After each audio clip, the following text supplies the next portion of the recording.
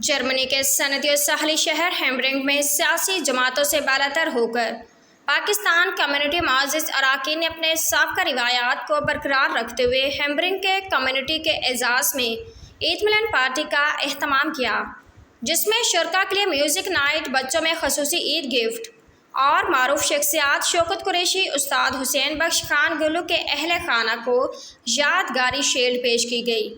عید ملن پارٹی کا آغاز تلاوت کلام پاک سے کیا گیا۔ نہل سلیم اور پارس سلیم نے تلاوت کا شرف حاصل کیا۔ ہیمبرگ شہر کے مرکز میں قائم مقامی ہال میں منعقدہ عید ملن پارٹی میں ہیمبرگ شہر کے کاروباری، سیاسی و سماجی شخصیات نے فیملی سمیت شرکت کی۔ عید ملن پارٹی کے ذمہ داران نے پاکستانی کمیونٹی کے غیر سیاسی متحرک کمیٹی بنانے کا اعلان کیا، جس کے ذریعے کمیونٹی کے مسائل حل کرنے، سفارت خانے کے ساتھ بہترین تعلقات اور سفیر پاکستان کو کمیونٹی سے براہ راست ملاقات کرانے اور مسائل کو اجاگر کرنے کا عزم کیا۔ کمیٹی نے یوم آزادی کو یادگاری اور بھرپور طریقے سے منانے کا اعلان کیا۔ عید ملن پارٹی میں برطانیہ کے مشہور گلوکارہ آسیہ سمن نے مشہور شاعروں اور لکھاریوں کے گانے گا کر اپنی ٹیم کے ساتھ عید ملن پارٹی کے شرکاء کو اپنی مشاق گائیکی سے محفل پر سحر طاری کر دیا۔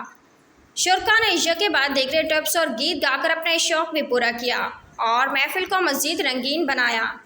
ہیمبرگ شہر کے معروف سماجی شخصیات جہانگیر سلیم، فرید شاہ رانا، جاوید سرور، ندیم رانا، عامر محمود، شارق عباس و دیگر ذمہ داران نے شرکاء کا شکریہ ادا کیا۔